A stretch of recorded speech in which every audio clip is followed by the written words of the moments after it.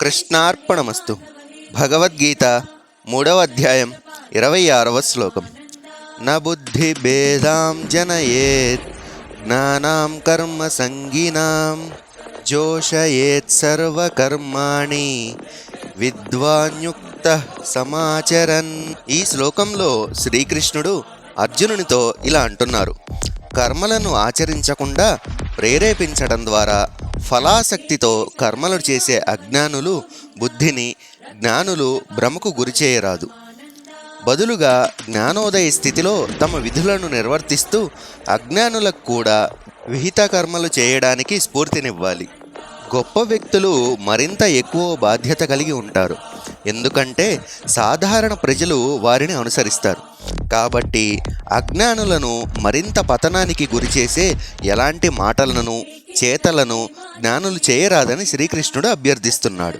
జ్ఞానులకు అజ్ఞానుల పట్ల కరుణ కలిగితే వారికి అత్యున్నత జ్ఞానం, భగవత్ప్రాప్తి జ్ఞానం ప్రసాదించవచ్చని కొందరు వాదించవచ్చు.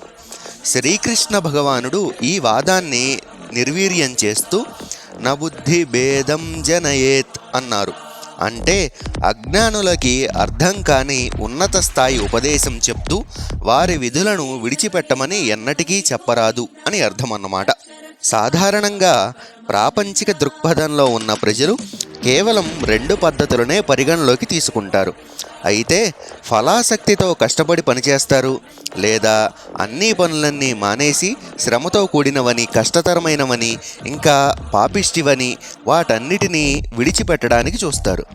ఈ రెంటిలో తప్పించుకునే పద్ధతి కన్నా ఫలాసక్తితో పనిచేయటమే ఎంతో మేలైనది. కాబట్టి వైదిక జ్ఞానంతో ఉన్న ఆధ్యాత్మిక వివేకవంతులు అజ్ఞానులకు కూడా తమ విధులను చక్కగా శ్రద్ధతో నిర్వర్తించేలా స్ఫూర్తినివ్వాలి. ఒక ప్రక్క పనులు ఆపి మరో పక్క జ్ఞానం వృద్ధి చెందక అజ్ఞానులు రెంటికీ చెడిపోతారు.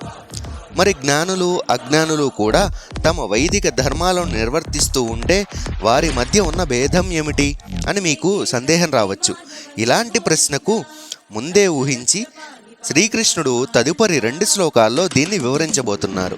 జై శ్రీకృష్ణ.